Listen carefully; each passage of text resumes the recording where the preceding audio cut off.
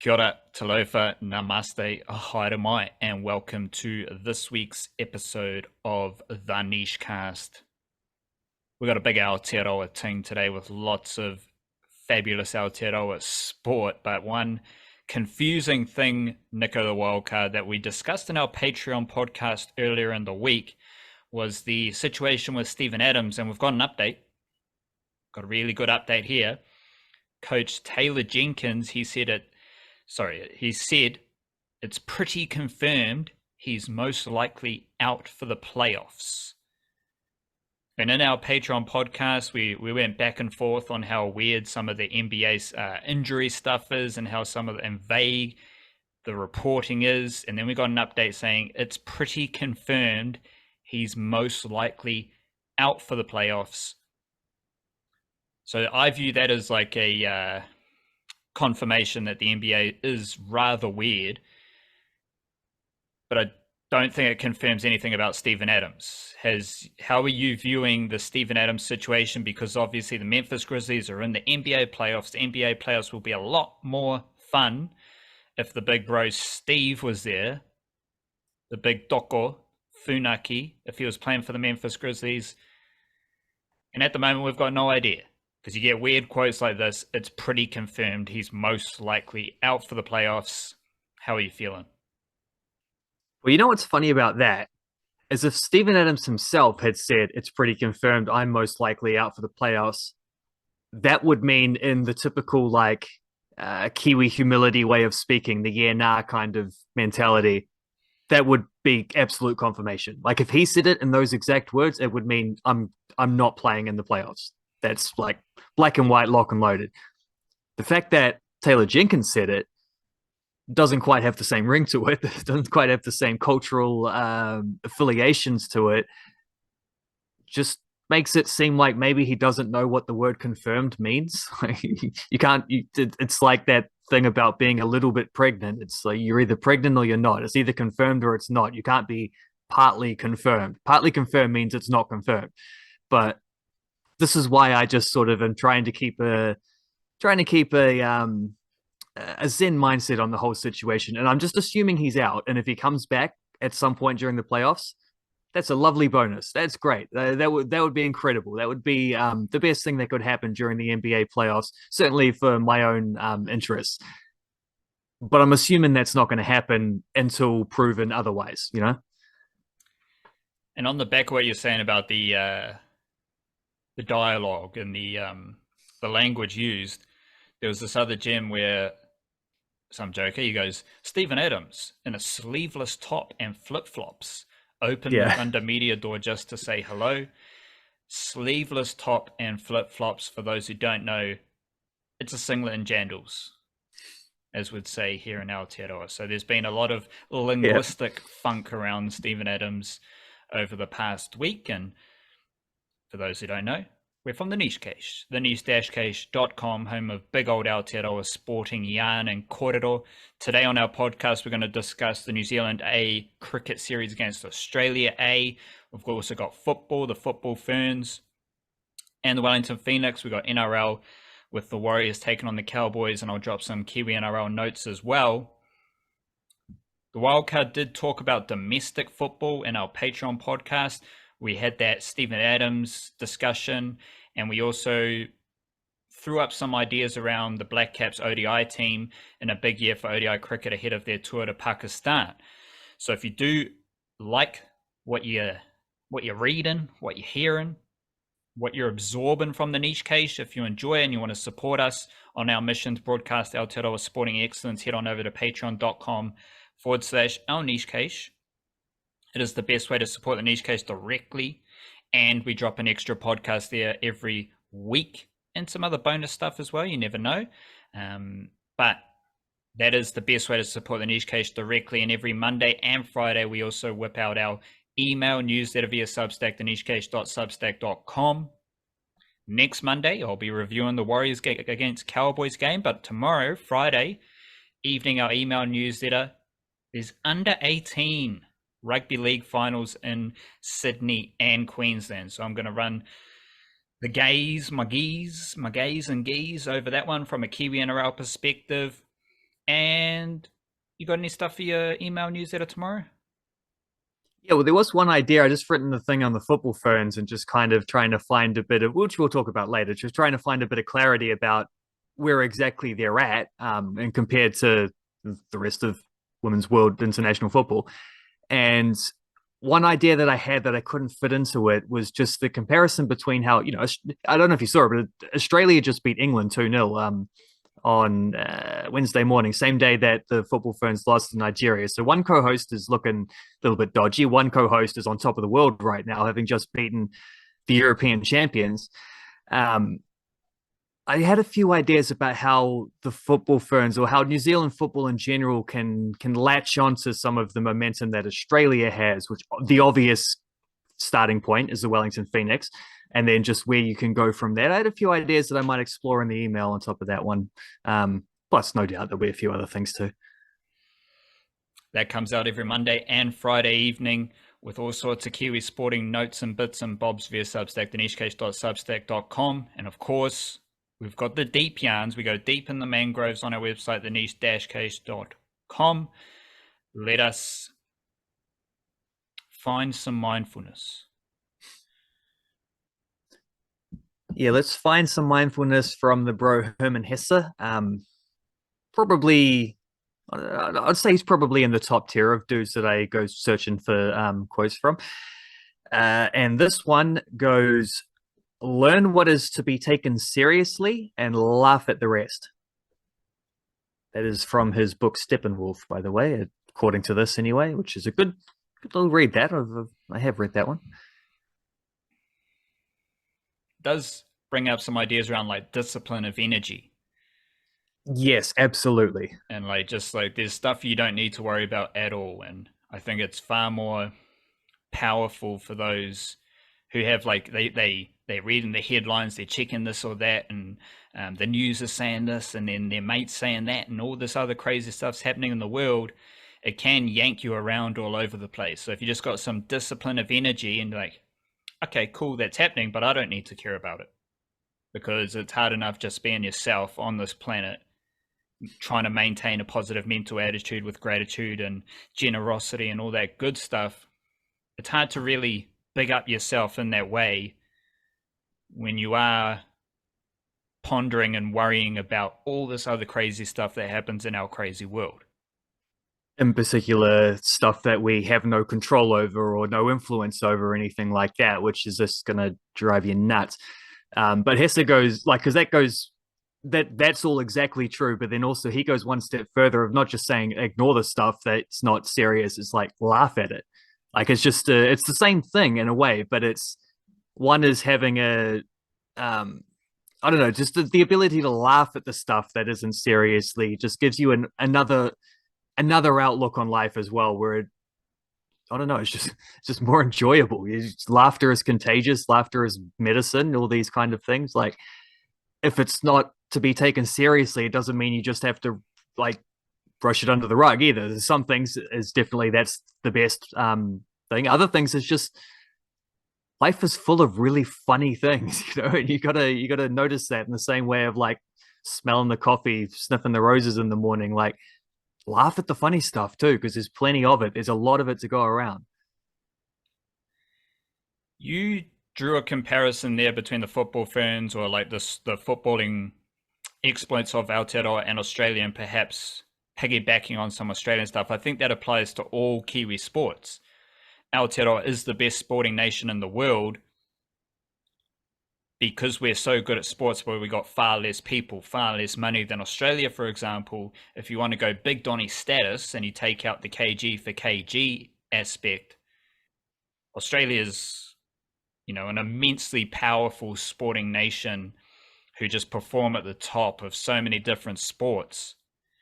And I think that idea of joining forces with Australia a lot more is really important, and we've got it in cricket. We just had a A series between the New Zealand A team and Australia A. We talked about the first game last week, and they've had a second game. And I like some of the performances of the batters is really interesting because you're coming up against Australian seamers who are, I think they were using a Duke ball in Christchurch, which does throw out similar conditions that the Aussies might find in England for the Ashes. So blokes were scoring runs against Australian seamers competing for Ashes selection. And old Matty Renshaw just like scored a monster amount of runs for the Aussies in the series. So suddenly all these Kiwi bowlers are playing against a batter, let alone any other batters in that Aussie team who are competing for Ashes selection. And I would love to see these type of, like, it's not difficult. Like, Australia's right there, which is the same argument you make for football and any other sport like rugby league. The NRL is right there. Like, that is Australia's the best rugby league nation in the world, so let's just get involved as we are. Basketball, same thing. I think there should be plenty of different games between the Aussies and the Kiwis, for example.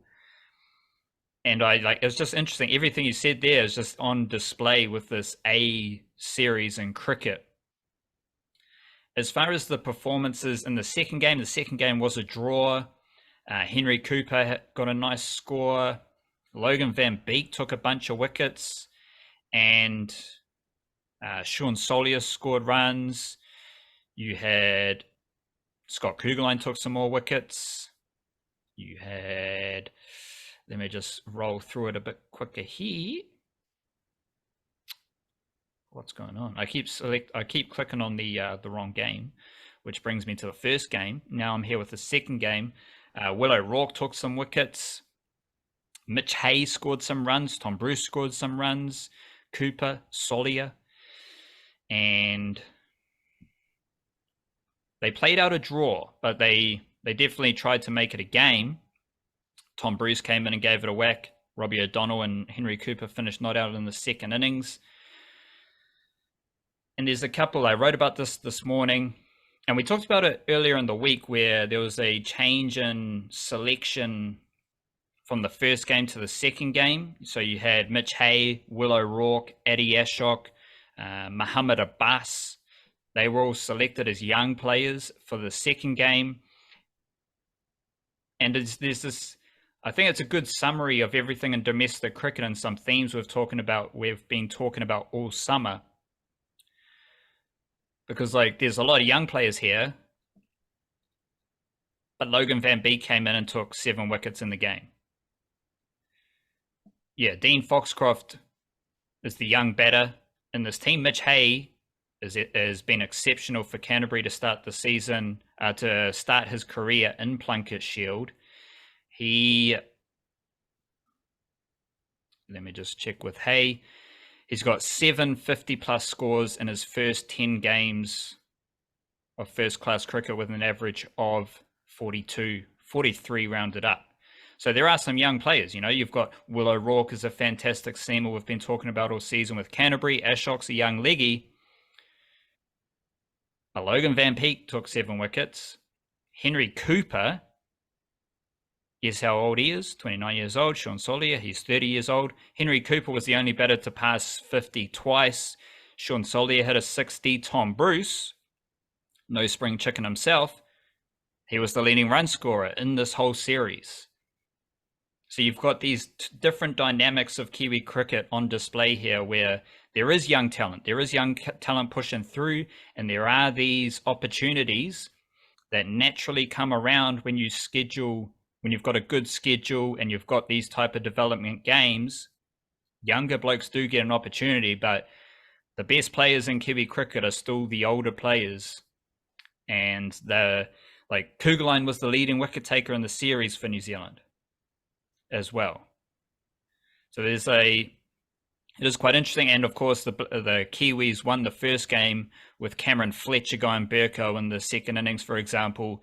And he is the starting number 1 wicketkeeper for Canterbury.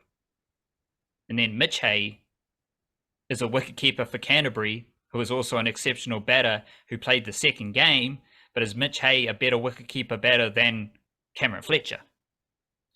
Is Will O'Rourke taking more wickets than the senior seamers? It's all very interesting, but I believe it's a sign of the fantastic depth in Kiwi cricket. And again, The older players, they set the baseline of performance, and the younger players need to surpass that baseline of performance consistently before they get into that fringe kind of mixer. Yeah, it's cricket especially, but I have thought about this a little bit through like many writings about the football ferns recently and how they sort of had a chunk of the older players in their squad from the last World Cup retire, like roughly a third of their squad. Not all of them were the older ones actually, or a couple of sort of younger ones who retired at that age anyway. But definitely they lost a lot of experience. I think about 4 centurions since then, and they were just in a state where they hadn't gathered up, probably because they'd never really had the depth before to be able to do it. But certainly it was also something that was probably ignored by the football firms for quite a while. That second tier, they never really developed it. So when your 33, 34, 35 year olds retire, you've got to start picking 20, 21, 22 year olds or younger even potentially. And that's kind of where they've been at for the last 3 or 4 years, where there's still a core of senior players who've been around a long time. There's also quite a few players with fewer than 30 odd caps who are getting big minutes and reliable, who haven't been at big tournaments in a key role before and things like this. I do think it's a little bit less of an issue in football than it is in cricket, though, because I think football is one of those more dynamic sports. Certainly, rugby league would apply to this, since those are the 3 sports we're talking about today. Rugby league is more in the football thing, where it's like the longer you play, it's not just that because obviously the more you play anything, the more you do anything, full stop. Like the more time you put into any pursuit, the better you get at it. As you gain experience, you get better. You learn more. You figure things out. Like that's normal, but in football, and I'd say even more so in league, actually, there is also a level of attrition, right? Where it's like, if you do this thing for 10 years, you pick up injuries. You don't fully recover from all those injuries. There is like a grinding, wearing down physical aspect to it, which I just don't think is as true in cricket, which wipes away that thing about the balance between youth and experience and really leaves you in a situation where it's just kind of as simple as the longer you do it, the better you get. Like, as long as you're clocked in mentally, there's obviously reached a point where you can't just keep doing the same thing. You got other things to do in your life. You want to retire, start a family, whatever, or move into the business world or whatever. The cricketers will have that moment, but it's definitely a longer window. But that also means it takes a little bit longer to get started, I think. But that's why you see this thing, I think, in cricket, where it's just like the guys around the age of 30 that are getting into the Black Caps, they're doing it for a reason. It's because they're the best players, because they've upskilled to that point. And the guys like the fellas you mentioned, like a Mitch Hay, Addy Ashok kind of guys, who are a fair bit younger, they will be there in a few years. Like, they will get to that point as well. They will reach that time. Their time will come.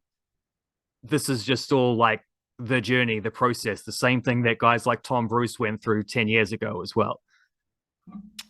I think Tom Bruce finishes as the best batter from the domestic season overall. And Dean Foxcroft is right there. Dean Foxcroft might have had a better season, but Tom Bruce won 2 championships, like that. Yeah, that helps. Matters. The other batting thing I will throw up, Henry Cooper was really solid this season, but he wasn't, churning out the depth of runs, because a key factor in selection for this team, I believe, is players performing across all 3 formats. And Henry Cooper has been really good, and he's been really good over a long period of time for Northern, but he wasn't dominating to the extent of other players. And he opened. And he was the only player to score 250 plus scores. And I do want to just throw this out into the atmosphere. Henry Cooper could be a test opener to keep an eye on, because I think the A selectors, the Black Caps development stuff, I believe they selected Henry Cooper for a reason. They see something in Henry Cooper. He has had patches of scoring a lot of runs for sure, but like coming into this series, he wasn't dominating to the extent of Dean Foxcroft, for example. And I think there might be a chance that Henry Cooper could be developed into a test opener. It's just something to keep an eye on over the next 5 years. And And a bowling idea to throw out. A lot of Black Caps cricket we're seeing right now. We're going to see it in Pakistan as well.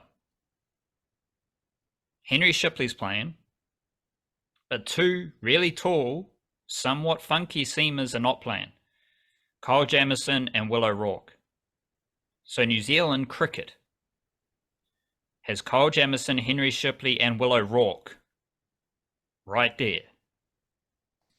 Will O'Rourke's coming along. He'll need another season of all format domination. Kyle Jamieson needs to get back healthy. So Henry Shipley's the dude playing right now. But those are all like really unique kind of X-Factory seamers tucked away in Kiwi cricket.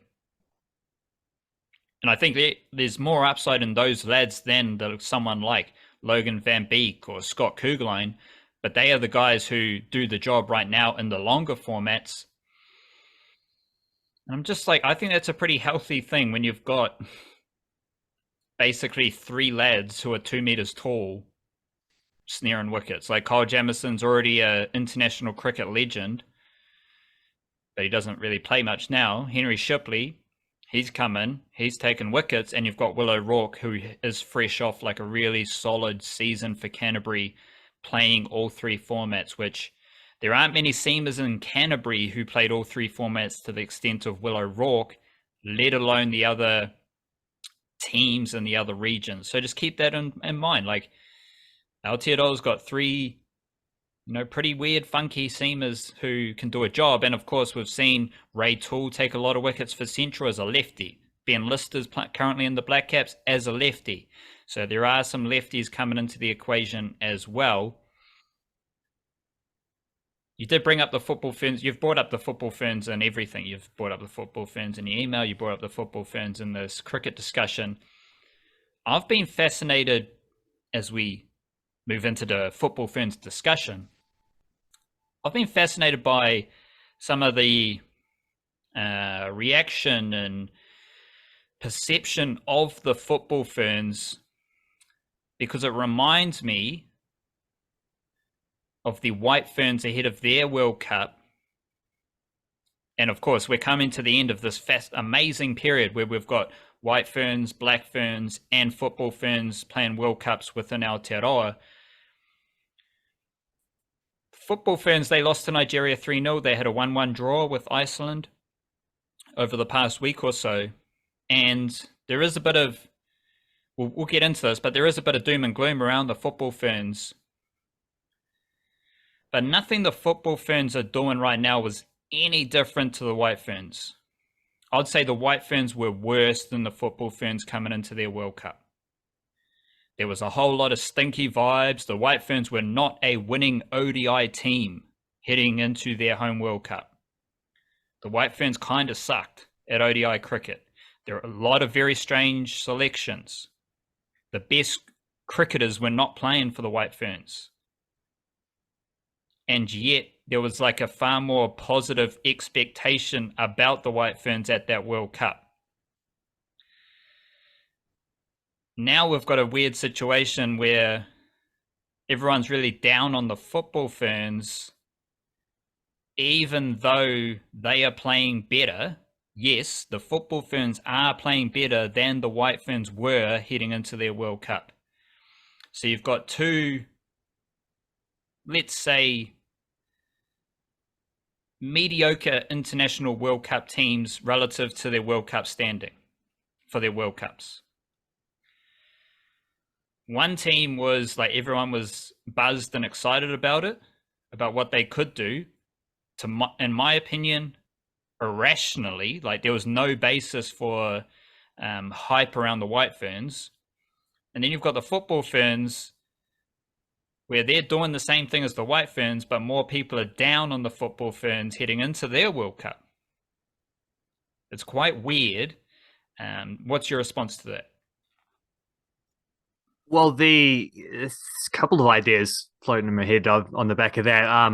Just one other one I'll throw out there is, remember, the Black Ferns went on and won their World Cup in between, but they had some shenanigans leading up to it as well, didn't they? Because there was the It was a European tour where they were terrible, lost a bunch of games, and then they come back and then they change the coaches, and then here's old Wayne Smith swooping in to save the day and all this. And um, I think with the Black Ferns, it was a case of, apart from the fact that it got swept into general, you know, New Zealand rugby hysteria, it was also the fact that they clearly had some of the most talented players on the planet and should have been a lot better than they were at that time. And then very soonly proved that because they ended up winning that World Cup. Like they proved they had the best team by their actions in the end. But the White Ferns had three and a half world class players. I'm not sure. Certainly Susie Bates, absolute world class player. Amelia Kerr, world class player, though a little bit less effective in ODIs than T20s, which is the same as Sophie Devine. And then also Amy Satterthwaite was still playing at the World Cup, wasn't she? So there's one of the best ODI batters on the planet as well. So they had 3 to 4 world class, extremely good talents. The Football Ferns have one, and she's retired at Bierset. Like that's there's a difference there as well. So it sort of feels like the White Ferns should have been better than they were. Whereas I think with the Football Ferns, and this is the clarity I've eventually had to come around and accept, is that they're just not that good. Like it's as simple as that. They're just not that good. But I can come back to that in a sec because I do think that idea of the different perceptions is really fascinating. And the one idea that I have that adds to that is I think maybe the White Ferns really benefited from the timing around the broadcast stuff because I think Spark Sport did a very good job. RIP Spark Sport. I think Spark Sport did a real good job of because obviously they wanted to. It's the same thing as whenever you see companies doing like socially justice type things. It's like it's sure it's cool. It's nice, but they wouldn't do it if it wasn't commercially viable. And so Spark Sport were doing this thing where they were trying to boost up like gender equality in their sports coverage, which they didn't entirely get to, but they certainly gave the White Ferns more focus than they'd ever had before, which was great. And they also did a very good job of getting the personalities of the players through and making everything quite feel good and enjoyable. But there was a little bit of a PR function around that where maybe the results, the actual results and the outcomes of some of those White Ferns games were being overlooked or ignored or just like brushed aside or not taken seriously, but also not laughed at, to paraphrase Mr. Hesse. I think maybe that was a part of it, and the Football Ferns don't seem to have that because I don't know why, but they just don't. They don't quite have the same proximity. They don't have like a big broadcaster out there taking their side on things. But as you say, like in terms of results, in terms of living up to what people thought they were capable of, the White Ferns weren't doing that heading into the World Cup, and they didn't do very well at the World Cup. The Football Ferns aren't doing that right now, but I think it's a little bit more so because they're just not as good as people have thought they were. And to your point about the Black Ferns, like the buzz for the Black Ferns only started once the World Cup started. And yeah, that's true. That is true. Like, as you said, they sucked. They were underperforming prior to the World Cup, like the White Ferns, like the Football Ferns. And so it's quite like, I think I've learned the lesson here where it's like, well, let's just let the World Cup start and let's allow the World Cup to do its work. In the same way, like people are trying to say the Black Caps have too many 30-year-olds, they need to select younger players. Well, there's a system for that.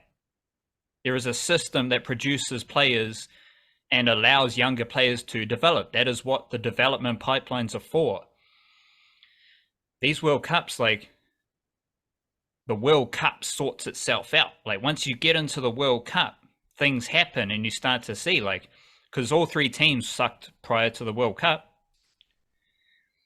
But also like, there's this idea, like I've seen this around a lot where like a lot of football people, myself included as a non-football person, like Kiwis aren't like, I keep hearing this, New Zealand isn't ready. I don't think New Zealand understands how big a deal this is. And that's not necessarily specific to the Football Ferns. Like this kind of football World Cup is, yes, it revolves around the football ferns for our Kiwi sporting fandom, but it is one of the biggest female sporting events in the world that is on Aotearoa soil. So it's not like, yeah, Kiwis aren't ready for this because the football ferns. No, it's Yeah, Kiwis aren't ready. 100%. Kiwis aren't ready for this because it's the football World Cup. It's massive. Yeah. Like everyone's coming to New Zealand and Australia, not for the football ferns. They're coming because their team is competing at a football World Cup. And that is a whole different beast to a rugby World Cup and even a cricket World Cup. And to get into this football fern specific stuff, like I maintain that the football ferns will win a game and will win a pool game. And if the football ferns win one pool game, that is an excellent result. Like if you think the football ferns are competing to win a World Cup or to get into the knockout stages, you might be deranged. You might need some extra mindfulness. You might need some extra vitamins. Yeah. You know, like this is football. This is international football, and New Zealand is New Zealand in the big bad world of football. New Zealand is New Zealand in rugby for sure, and those are different things. those are very different things, and they are very different from cricket as well. New Zealand is New Zealand's a top 5 nation in men's and women's cricket in the world. And so not making the semi-finals is disappointing because the Black Caps always make the semi-finals and finals. The White Ferns don't. And that's the baseline of expectation. And your clarity revolves around expectations. And I think winning a pool game, that's not an expectation. That's just me being a weirdo trying to fucking, see the fruit through the leaves and just get into Mystic Mac Miller, not Conor McGregor, Mystic Mac Miller. Also different things. And so like winning a pool game isn't an expectation. That's just what I think is going to happen. What is how are you viewing the football ferns as far as expectation goes within the football context? Yeah, winning a pool game, I still think is. I no longer want to call it an expectation. I have been calling it an expectation. I'm now calling it a hope. But I still think it's something that's likely to happen. Well, not likely, but it's certainly within the realms of possibility. They can do that. They literally beat Philippines about 8 months ago. They beat them. They played them on neutral territory and they beat them. They'll play them at home at the World Cup and maybe they'll beat them again. Who knows? Maybe they won't. But if they don't, it's just because they're Philippines will have been a better team if that's the case. And if you lose to a better team or draw with a better team, whatever, I don't know. There's just try not because and the issue with these expectations is that the football ferns have piled on a lot of pressure on themselves by believing in some of this stuff too. Like this isn't just outsiders expecting them to be so much better. They've also stated literally themselves, we want to win a game at the World Cup. We want to make the knockouts if possible. But those, again, two different things. To win a game doesn't necessarily put you in the knockout. You need 2 results to do that. So effectively, you need to be twice as good. Like winning a game, you need to be twice as good as that achievement in order to make the knockouts and hit that second achievement. It's not just one progresses naturally into the other. It's more like, okay, you've thrown 180 on the dartboard. Now do it again immediately after, exactly the same. Like how hard is it to do it one time? Well, let's do it twice straight away, immediately with no break in between. That's ruthlessly tough. And yeah, they've put some of this pressure on themselves, which hasn't helped because I think a lot of the issues in how they're playing also show them struggling with pressure and the lack of goals is leading to them playing impatiently and things like this. But that's also easily fixed if you just adjust your expectations, which is kind of what I was trying to say. The team's always going to be, we can win the World Cup. Like that's what you have. Well, the team believe. should to some extent, have. You can't gauge our the fans' expectation of the team because athletes and teams, they are kind of deranged. They are insane because they have to be. They have to believe they can win. they have to believe they can perform.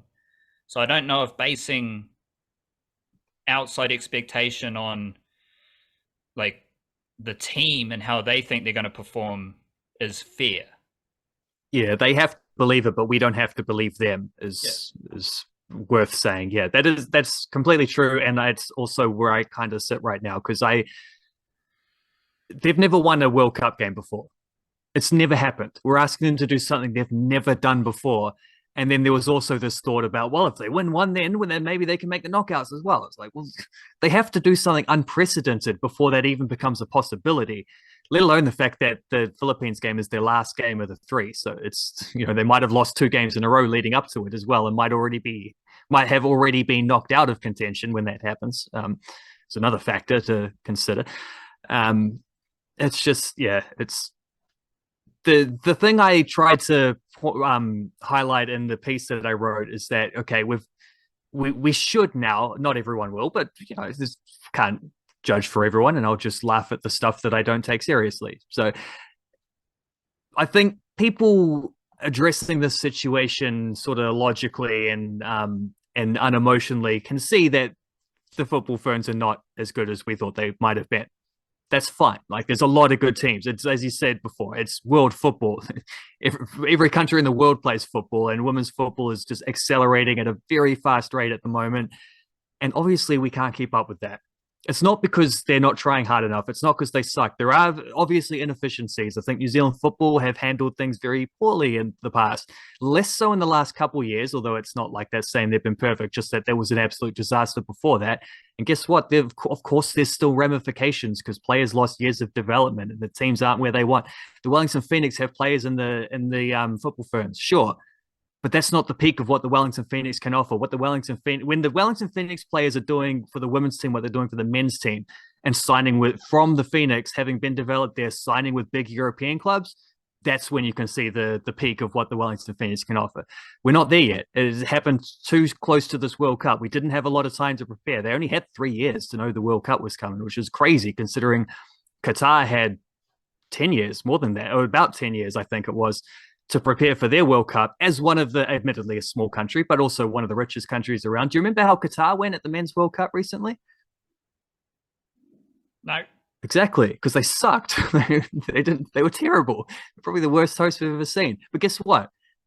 Aside from all the obviously obscene build-up and the mass corruption and the enormous human rights things that led up to the World Cup, taking the World Cup just in a capsule, looking at the football alone, that World Cup was awesome. Who cares what Qatar did? No one cares what Qatar did.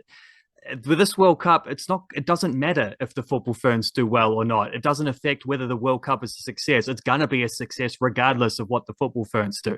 It would be cool if they do really well, but it's going to be a massive deal either way. And it's a massive deal because of all those other countries. Like you said, the tourists, the supporters, there's just the focus that it's going to be from.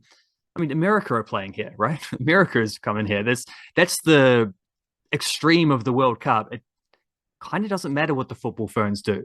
So we can just sit back, enjoy them as underdogs once again, and hope they do something awesome. Because if they do, it will be great. If they don't, not as good as it could have been, but it's still going to be a huge World Cup.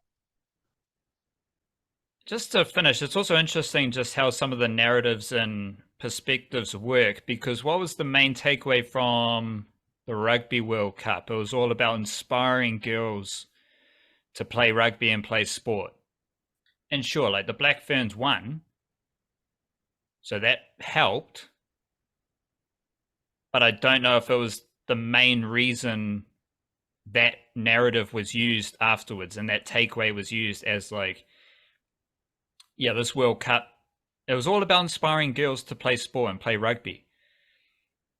Whether the football ferns win one game, whether they win 2 games, it's not going to change the fact that young girls and boys around Aotearoa have seen the best players in the world around their corner playing. Like, that's still going to happen. So the same takeaway is still going to happen. There were young female cricketers who saw different things on the cricket field that they had never seen before. Might as like there would have been young girls at the Basin Reserve watching Ash Gardner whack sixes against the White Ferns, right? That is inspirational. Regardless of what the White Ferns did, seeing a powerful Wahine hitting sixes at the Basin Reserve, that is inspirational. That is what drives those young girls to play cricket, regardless of what the White Ferns did. And that's going to be the same thing. Do you remember what happened in January when the USA team came here and played against a very understrength football Ferns team? Record crowd in Wellington, record crowd in Auckland. Like, people turned up, not just because the football Ferns were playing, but because America were playing, and they could see, well, I went to the Auckland game and was amazed by how good Rose Lavelle was. But I mean, that's one of a number of stars on that team who everyone knows. That right there is where the inspiration lies, right? It's the best in the world. You want to see it from your local heroes as well, but I don't know. There's also just something very like you're less likely to get starstruck watching Betsy Hassett or Liv Chance score an amazing goal than you are seeing it from like Megan Rapinoe or something like that.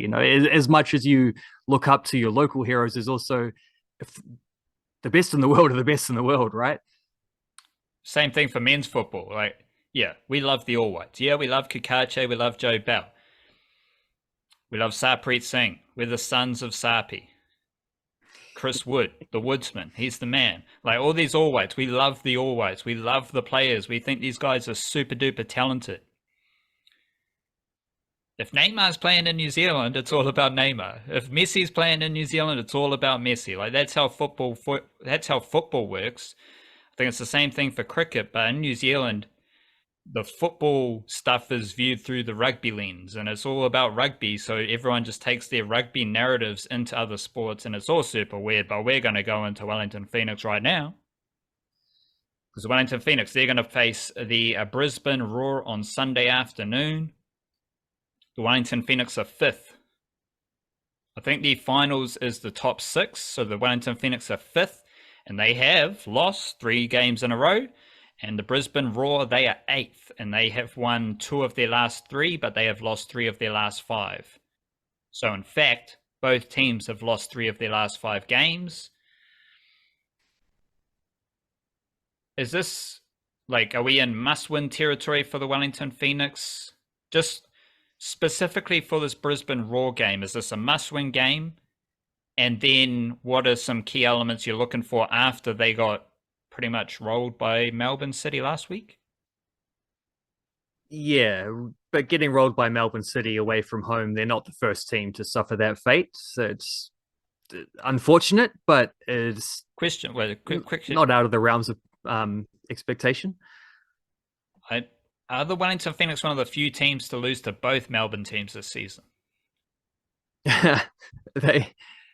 They might be. I don't know. The thing is, they actually drew with Melbourne City away when they played them at the start of the season, but they lost twice to Melbourne Victory. I think at least one of them was at home. So, yeah, I don't know. Melbourne Victory have had 7 wins. Yeah, 2 of them were against the Phoenix, though. So it's a little. They've kind of allowed them into the. Well, they're not going to get into the top 6, but they've allowed them to at least stay in mathematical contention up to this point. As to the must-win status, I mean, after this game, so this game's at Eden Park. They've never lost at Eden Park. That's nice. That's a very good time to be playing at the old the football fortress or whatever.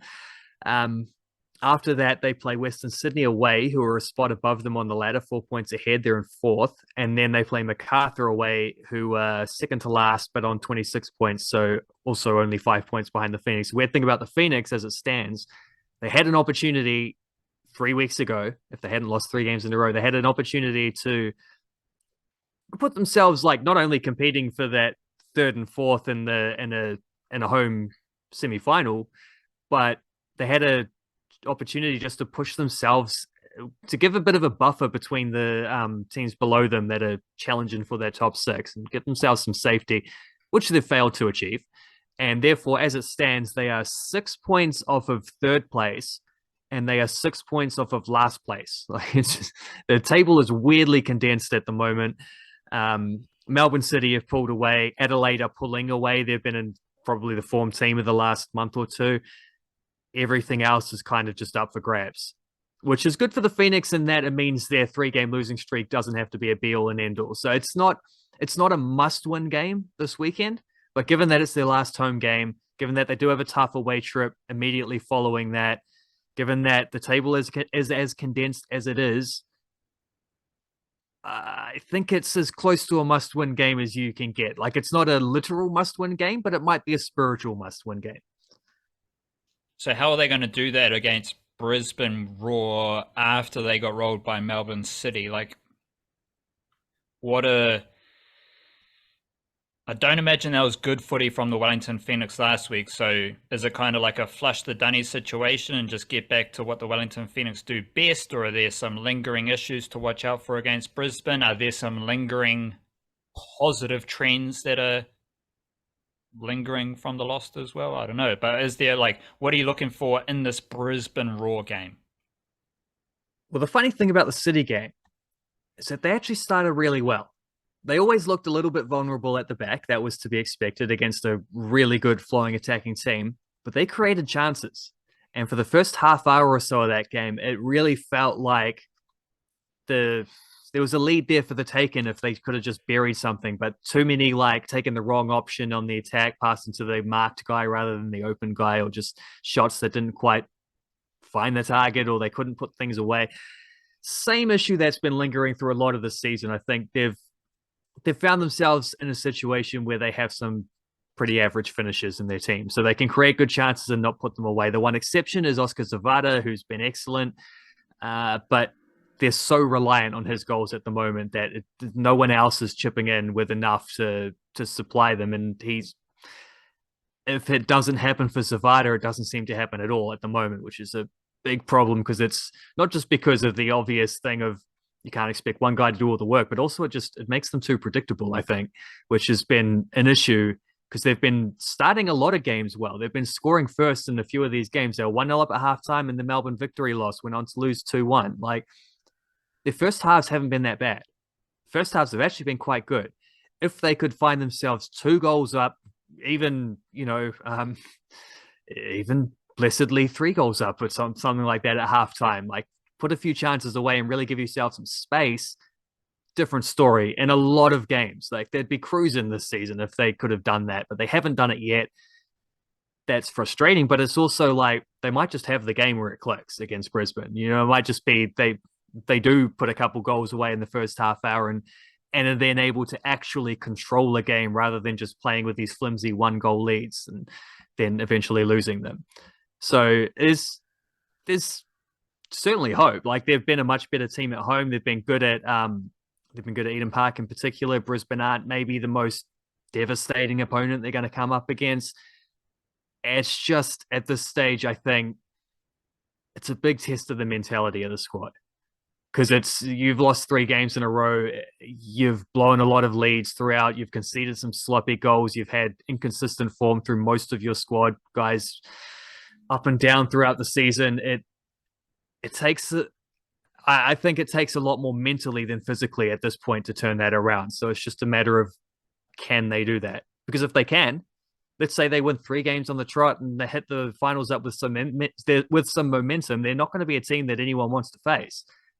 They just have to get to that point first. And that starts with 1 game at a time. It starts with beating Brisbane Roar this weekend, Saturday evening against at Eden Park, rather. Just do it. Like, this, find a way to flick the switch. And I think, putting some early chances away is the best thing they could do to boost the confidence and get everything going in the right direction. Which seems obvious to say, but it's still true. There are a bunch of natural segues into Warriors from what you just said, but I do want to just throw up some Kiwi-NRL improvers before we do get to the Warriors, because this is it's pretty interesting and I'm enjoying what's happening. One improver who isn't an improver is Jordan Ricky at the Broncos. And it's just interesting. So the reason he's not in this group specifically is because he entered the NRL and he's just been a starting edge forward since his debut. So he just plays every game as a starting edge forward. Like, what more do you want from him? Like, he just does that.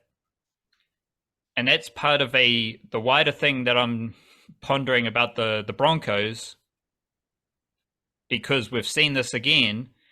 The Broncos love to win a bunch of the games early in the season. As we saw, Tamaita Martin last year, he was undefeated for like 5 or 6 games at fullback for the Broncos.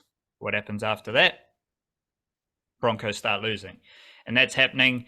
And Jordan Ricky, as part of that Broncos team, I am interested in how he settles into the flow of an NRL season, because he's done it before. He's done it 2 or 3 times before. But the Broncos have also dropped off as far as their performance goes.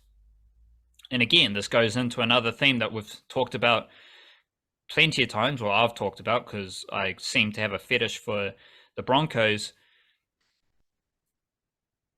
We saw Reece Walsh have a fantastic start at the Warriors. So we've got all these different kind of themes. We've seen the Broncos have a great start to the season before. I've also seen the Canberra Raiders have a slow start to the season before in the last few years as well. And those things are kind of playing out.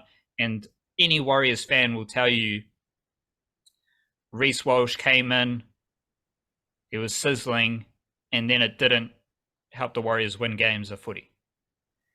And it's just something to keep an eye on under the umbrella of Jordan Ricky, who I don't view as a big leaper, as a big improver, because he came in as a starting edge forward basically when he was 18 or 19 years old. I don't have his profile right in front of me, but he's a young lad, high pedigree junior from New Zealand. He will play for the Kiwis probably this year, but he's been a starting edge forward throughout his whole career.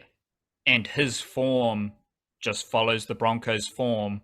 And I'm just curious to see how that plays out over the next few weeks. As far as the improvers go, the leapers go, we will not see Griffin Neame. I've had to, eat some humble pie there, I think, with the old Neame. Neame. I'm just going to keep rolling with Neame, just because I just feel like a bit of an idiot. But Griffin Neame, he's not going to be It's hard to swim against the tide sometimes, Although people are still saying Murray Tuolangi and stuff like that. Yeah, that's the thing. That's the hope that keeps you going. You still get Talatau Amone, like those things are still happening. Junior Amone. Well, I heard old Blocker kept referring to Chance Nickel Kluchstar as just Coxter on the weekend. Not even Nickel Coxter, just Coxter. Which I think old I think Dirk Diggler thing. I've actually liked Blocker Roach's insights. I think he might be on like the lion's mane mushroom or something like that. Like he's got some neurons firing in his brain. Like he's definitely made a leap. He's definitely been a big improver this season of Blocker Roach, because he is no longer the most infuriating NRL commentator. I'll say that. Where was I at? Griffin Neame. So he's not going to be playing at Mount Smart Stadium. That's a bummer, because he's from Greymouth. The whole whānau was probably going to come up from Greymouth to see him playing against the Warriors. He's got some fracture in his throat.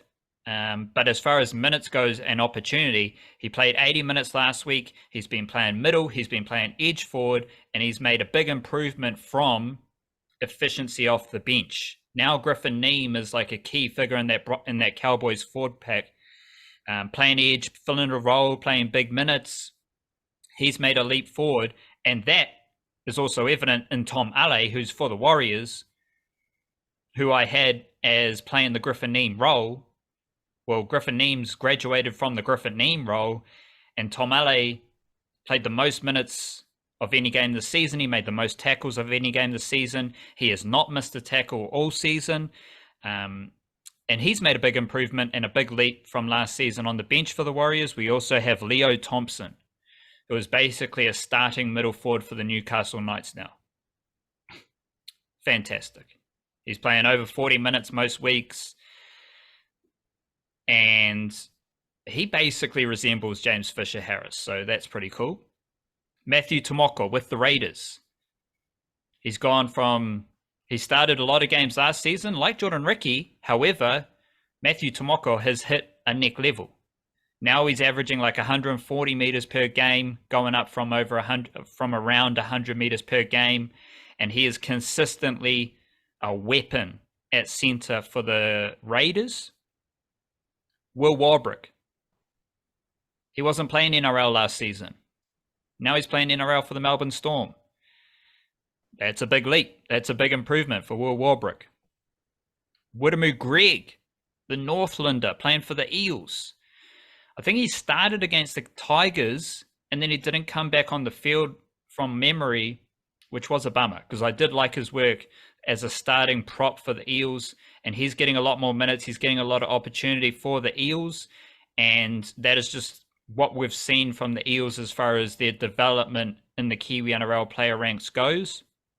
So keep an eye on for Wiremu Greg from Northland. Hayes Perham. He was playing wing for the Eels last season. Now he's the starting fullback for the Bulldogs, and he is low key churning out Shans Nickel Crookstar light stats at fullback. Nofahu White.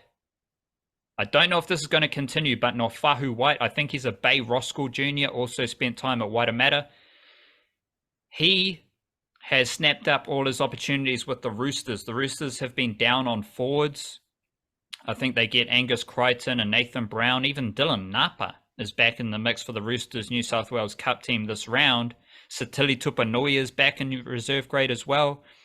So I don't know if Nofahu White will keep getting minutes for the Roosters, but he's been plugging a hole in their forward pack all season, and he has made a big improvement because I don't think he played NRL last year. But he did play before that.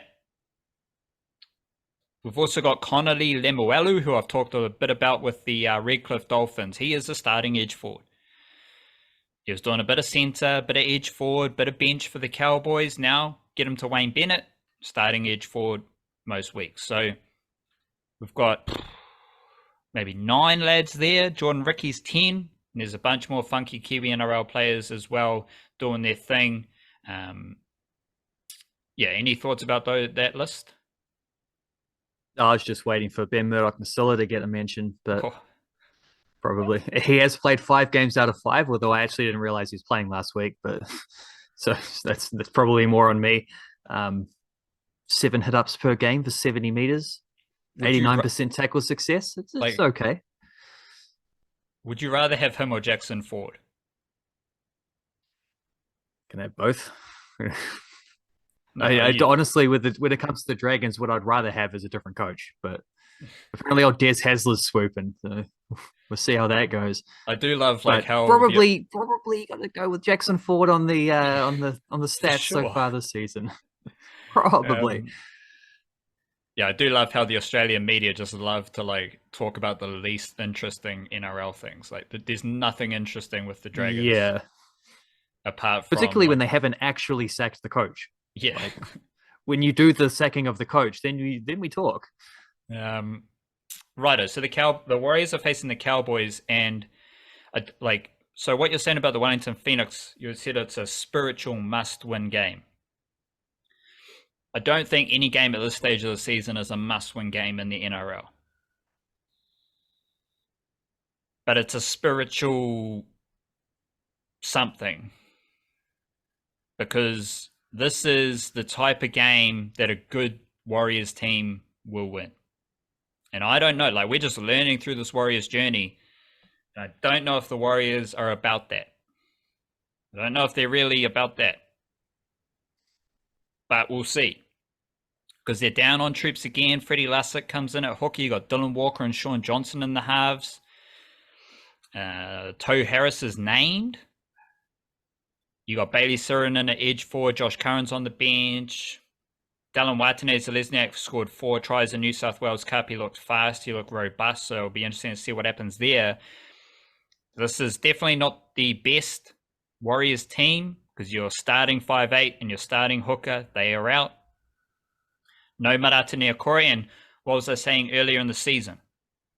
I've got my 4 horsemen of the Warriors apocalypse. My quartet. Shans Nickel Krookstar, Tamaira Martin, Tohu Harris, Marata Niokore. Well, 3 of them weren't playing last week. Tamari Mata was playing, but he got injured. One of them's been missing for the last few weeks, Tohu Harris. Well, 2 of them have been missing the last few weeks, Tohu Harris, Marata Niokore. Now there's no Tamari Martin. So when those 4 lads are playing for the Warriors, I love the Warriors. When they're not playing, it's less chance. Your chances of winning decrease, and then you take Wade Egan out. Freddie Lussick was good in his 1 appearance. All of which is to say, like, this is a game the Warriors can win. The Cowboys, they're struggling. They're down the bottom of the ladder. They are second for total missed tackles. They are one of 3 teams with over 200 missed tackles, 216 missed tackles this season. The Warriors only have 174 missed tackles. Like, this is a winnable game for the Warriors. They are at home. Mount Smart will be rocking and rolling. But I don't know if the Warriors will win. Because, as I said, your chances of winning decrease when your best players are unavailable, and the Cowboys have a lot of their best players. But it's a spiritual, like, it's a bit of a spiritual must-win game. Because if your mana is really at the level that they have showed early in the season, they win this game. They just find a way to win. I don't care. Like, I don't really care about, like, the stylistic elements I've talked a lot about this season. The passing, a bit of offloads, but more the passing, shifting the footy around, kicking long, you know, grit and grind, get up in their face, whacking defense. Sean Johnson had, like, maybe 100 less kicking meters than he did against the Sharks in that game against the Knights, which was interesting. So they couldn't really settle into what they wanted to do against the Knights. And this is the other segue from the Wellington Phoenix. Shout out to you, because what happened against the Knights? Oh, the old conceding early? They conceded points early. So to be fair, I think it was the 6th minute they conceded. So that's actually a personal best for the season. That's the latest they've conceded a try so far this season. So there is that element, like, yeah, you do want to play 80 minutes of footy, and you do want to make it, like, you do want to settle into the grit and grind, but you don't want to do that every week trying to chase 12 points, 18 points, and it's, it makes it tough when you also don't have your best players. Like, if you got your best players, you can trust that they will find a way to win a game over 80 minutes. When you don't have your best players, that decreases. So it's just one of those games. Like, can the Warriors win this? Can they find a way to win? I don't care how they do it. Can you get the 2 points in the bag? Can you make Mount Smart happy? Like, can you make the gods of Mount Smart happy? And I don't know. That's all I'm going to assess this game up on, is whether the Warriors can actually get the job done, regardless of stylistic elements, regardless of how they actually play their footy. It's all about the win. It's all about the result in this game. Yeah, good teams will have those patterns and those stylistic things, those tactical trends, and, like, just a way of playing, an identity, basically. Good teams will have that. But an NRL season is long, as many of these sporting leagues are. Like, it's long and it's grueling. And there will be times, such as this weekend coming up, where you don't have all your best players available. In those situations, it's purely about, to your point, just purely about find a way to win. It doesn't, the other stuff, we know they've got a bit of a foundation. We know they've got a way that they like to play. We've also seen in the last couple of weeks that the more players you take away from their best case scenario team, the more they naturally have to move away from that, because those players are integral to what they do. Tohu Harris, as much as anyone, like, integral to how they were playing. Therefore, without him, you have to adapt. And it doesn't really matter what you adapt to. It doesn't really matter what happens and how you do it. It's just a matter of finding a way to grind out victories in these types of games, because there will be 3 or 4 of them at least throughout a season where you're missing a large chunk of your spine, your key players. A lot of the Aussie teams have to go through this. A lot of the best teams in the league have to go through this around Origin period. Like, you're suddenly missing 3 or 4 of your star players. can you still get victories during those times? Because those extra points become so crucial by the end of the season when you start looking at top 8 stuff and all of that. But even for the Warriors, I think this would be the case were they at full strength, because the other aspect of this is they did lose last week. They had a lot of really good momentum. They had a bit of a tricky loss against the Knights, against a team they'd already beaten once this season. It was a game in which they didn't play terribly, but it was also probably their worst performance so far of the season, which has had mostly good performances. And naturally, some of their, the injuries were a big part of that. Just in particular, when you suffer injuries during the game, because you just can't do anything about it. You can't bring in someone to replace and give them a couple of days of training to work it out. Here's what we need to see from you in this position. It's like, now we got to make things up on the fly with fewer players. We now have less guys on the bench. Like, that's ruthless. And you'll also have games like that throughout a season. It's also whether you can bounce back from that too, because what you don't want to be is the team that loses 1 and then loses 2 and then maybe loses 3, and then suddenly you've lost a month of good footy, and it's reflected by you plummeting down the table, especially at this stage of the season where people are still jostling to figure out what the table is going to look like, because it's too early to have like clarity on that. So even aside from all the other stuff, it's like, can the Warriors bounce back from a defeat? Because a good team will. Having said that, they have to do so without like missing a few of their most important players, which, again, good teams can do that. Therefore, it's a good test of where the Warriors are at. Like, it's kind of a barometer game in a way, I guess. It's like this is the kind of game that will show us a lot about how legitimate they are, because most teams in the NRL, it's a really competitive league. Most teams can win when their best players are all available and playing well.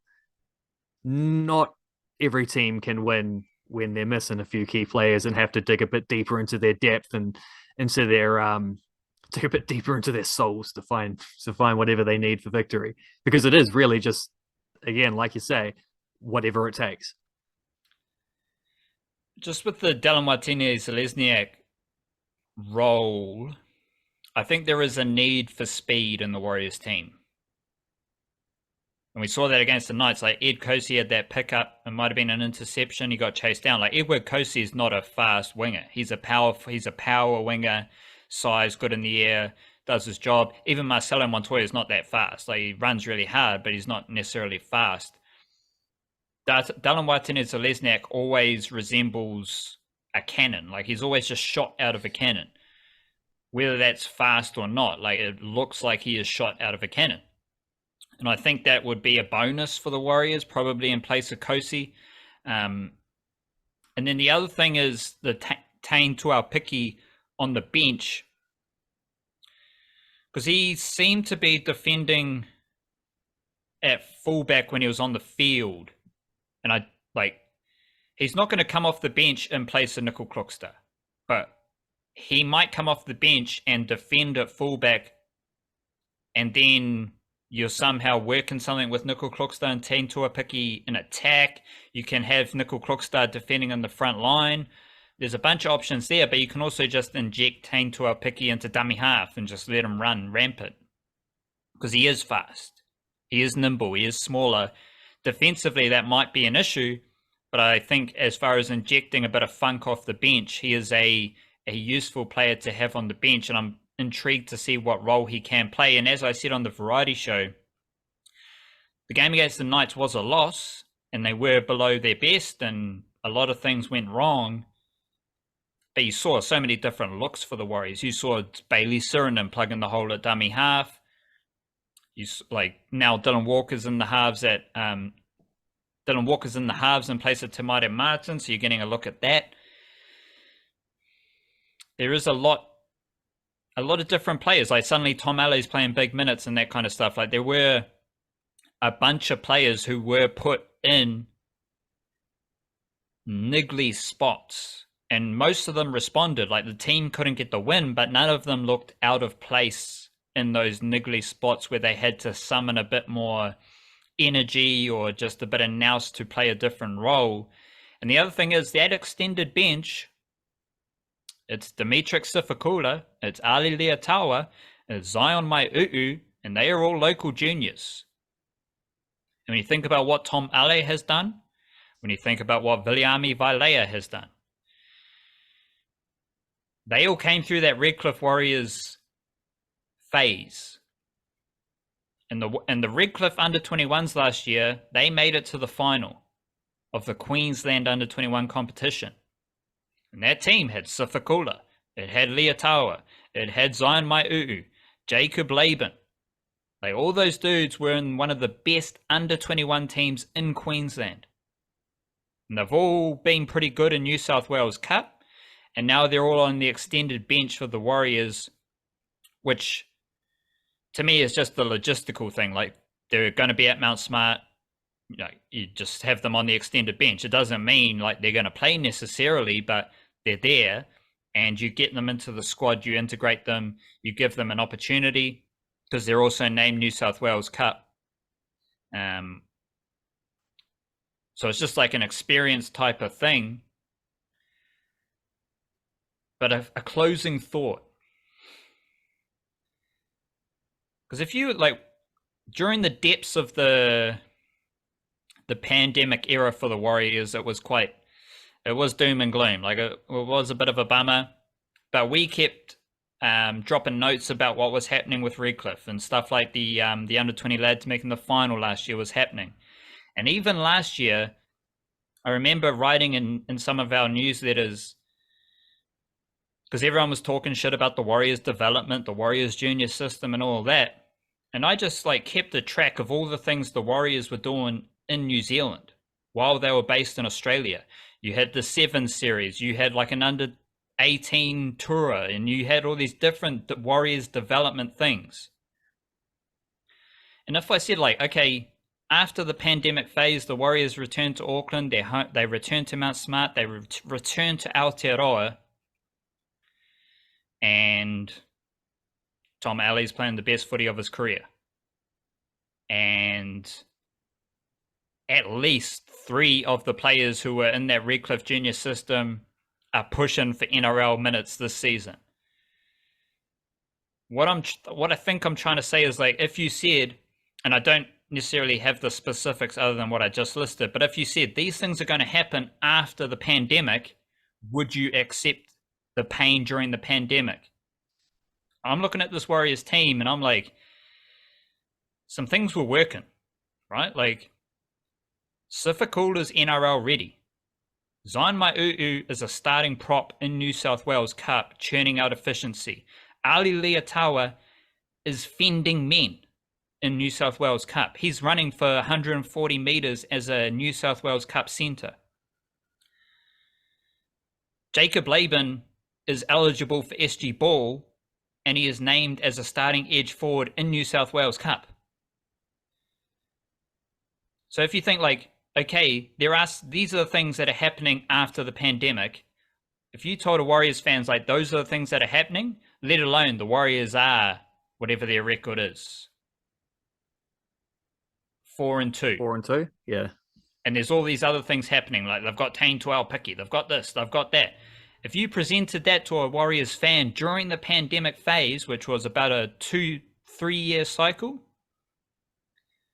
most people would accept it with open arms, because everyone was moaning about the Warriors development system. After the pandemic, the Warriors development system is firing on all cylinders. Everyone was worrying about the Warriors NRL team as far as results go. They're a winning team right now. Everyone was worrying about the Warriors junior pipeline during the pandemic. Well, they've got an SG Ball team, and one player from that SG Ball team is now a consistent figure in the New South Wales Cup team, Leka Halasima, who I'm still amazed is only 17 years old. Like, as I present that to you, Nick of the Wildcard, does it kind of hammer home some of those ideas? I guess so. I mean, one thing about when you get into those tricky situations with, I guess, with player development in particular, is that it's not ideal, because what you really want is just as many tentacles on the octopus as possible, like all the different options available, because then you don't lose talent slipping through the cracks because there's only one pathway and only one style of player is going to therefore succeed, not just in terms of on the field, but probably even more importantly their background, their mentality kind of thing. But there is a sort of sink or swim aspect to what kind of had to happen with them, to where I guess the guys, not everyone will, but the guys who come through what was clearly a difficult time for the club are guys like, I don't know, Tomale or whoever, who we can see have been hardened, like battle hardened for the thing, and they're like, these are the guys who have the fortitude and the sort of mental capacity. And it's not the only way. And there's players who might not have succeeded in that, who could well still be extremely good NRL players. But just in that one particular thing, there was a little bit of a filtering process, perhaps, that was forced upon them, but which has maybe helped sort of get a few of these guys NRL ready a little quicker than they might have been otherwise. I don't know. Yeah, I definitely agree, because all those players, when you sign on with the New Zealand Warriors, you're signing on because they're based in Auckland. Yeah, right. You're Then not suddenly signing they're with, not. yeah, I'm going to sign with the Warriors. I'm 17 years old. I sign with the Warriors. You're not signing to go to Redcliffe. But that happened.